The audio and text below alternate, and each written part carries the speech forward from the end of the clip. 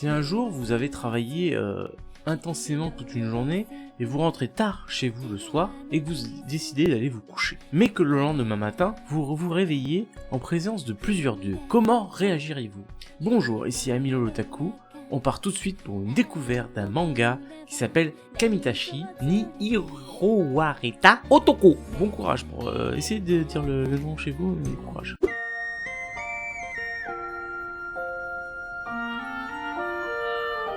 C'est un manga de type shonen et de genre action, aventure, tranche de vie et bien sûr isekai. Le manga est sorti en 2018, il s'est terminé en 2020, il contient seulement 5 tomes. L'anime quant à lui a commencé en octobre 2020, il va contenir 12 épisodes et se termine décembre 2020. C'est-à-dire la semaine prochaine parce que cette semaine le 11e épisode est sorti. Dans cette histoire, on va suivre Ryoma Takebayashi, qui est une personne réincarnée dans un monde de magie. De base, il vit dans un monde comme le nôtre, dans le nôtre même exactement, qui n'a pas de magie, et il est exploité par son entreprise. Il vit métro boulot dodo, voilà, c'est tout. Parce que il dort très peu, parce qu'il est vraiment exploité, il rentre chez lui, des fois il fait jour, donc il dort quelques heures et il repart au boulot. Et la mort, un peu triste, c'est qu'il meurt pendant son sommeil. En éternuant trop fort, il se cogne la tête et meurt. Là où il a eu de la chance, c'est qu'il se retrouve en face de 3 dieux qui lui donnent cette chance de se faire réincarner. Car l'autre monde a besoin de cette réincarnation pour recevoir du mana de la Terre, car la Terre a du mana, mais personne s'en sert. Donc autant que ça profite à l'autre qui est en train de réduire leur consommation de mana. Donc régulièrement, tous les...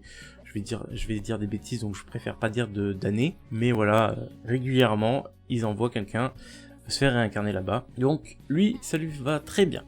Comme ça, il peut revivre et avoir une nouvelle vie. Donc il réapparaît dans le corps de Ryoma Takebayashi, justement, et avec pas mal de compétences de pouvoir magique, ce qui fait qu'il est quand même assez puissant, même sans exagérer non plus. Et la première chose qu'il a appris là-bas, c'est à avoir des amis monstres. Je sais plus la compétence exactement, mais c'est une genre de Pokéball, quoi. Non, il n'y a pas de Pokéball, mais c'est un pouvoir qui permet de s'allier avec des monstres. Et la première créature, c'est un slime. Évidemment, même dans ce monde, les slimes sont éclatés. Mais lui, il va apprendre à les maîtriser, à les améliorer et à créer de nouveaux slimes que je vous laisserai découvrir en regardant l'anime, bien évidemment. Mais un jour, quand il se balade dans sa forêt, il entend des bruits de gens, et en fait, une personne s'est fait blesser. C'est un garde du duc Reinhardt, qui fait aussi partie des gens qui étaient là, et du coup, notre héros décide d'aller les aider. Et il les accueille chez lui, etc. Et les gardes se rendent compte qu'il a des pouvoirs, enfin, qu'il a certaines compétences, donc ils trouvent ça dommage qu'il se cache dans une forêt, parce que de base il est dans une grotte avec ses slimes, beaucoup de slime, il vit avec des slimes, beaucoup de slime, énormément de slime, et énormément de slime. Vous verrez, hein, je spoil pas, c'est toujours le premier épisode. Hein. Oui, il y en a beaucoup à raconter. Et après leur hospitalité, après que le garde s'est fait soigner, il décide de rentrer sans rien lui demander, car le duc veut aller voir sa famille, etc. pour en parler. Donc, qu'est-ce qui va se passer?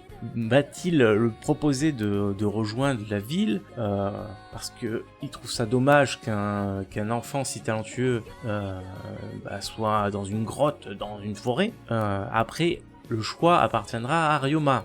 Je vous laisse découvrir cet animé, en tout cas c'est vraiment un animé incroyable. D'ailleurs, ce que j'en pense, c'est un truc de malade. Bon après, pour ceux qui me suivent depuis un moment, vous savez que j'adore les isekai, c'est pas une nouveauté. Et là, c'est vraiment une tuerie. J'ai regardé les 11 épisodes, ça pourrait durer 50 épisodes, je serais là à regarder. Parce que là, c'est vraiment une tuerie. On a un personnage, cheaté, mais moi, ça me dérange pas parce que souvent les isekai, voilà, les personnages sont cheatés. Voilà, c'est pas dans la description du isekai, mais moi, tous les isekai que j'ai vus, ils étaient cheatés. Il y en a qui ont eu besoin de faire des efforts, comme dans le personnage avec le bouclier, pour ne pas citer le nom parce que je ne saurais pas le citer comme ça. Mais voilà, j'ai fait une vidéo, donc n'hésitez pas à aller la voir. Mais au final, ils deviennent cheatés et ils défoncent tout le monde. Donc là, c'est vraiment aventure tranche de vie. On va voir ce Ryoma qui est dans un corps jeune, donc qui a toute une vie devant lui, et ben partir à l'aventure et apprendre de nouvelles choses, certes avec facilité, puisque on sait que les héros les personnages principaux sont dotés de facultés d'apprentissage élevées, mais en tout cas c'est une chouette aventure. Voilà, c'est tout ce que j'ai à dire. Sur ce, n'hésitez pas à liker, à vous abonner et à commenter cette vidéo, et nous on se retrouve pour une prochaine vidéo. Matakondo!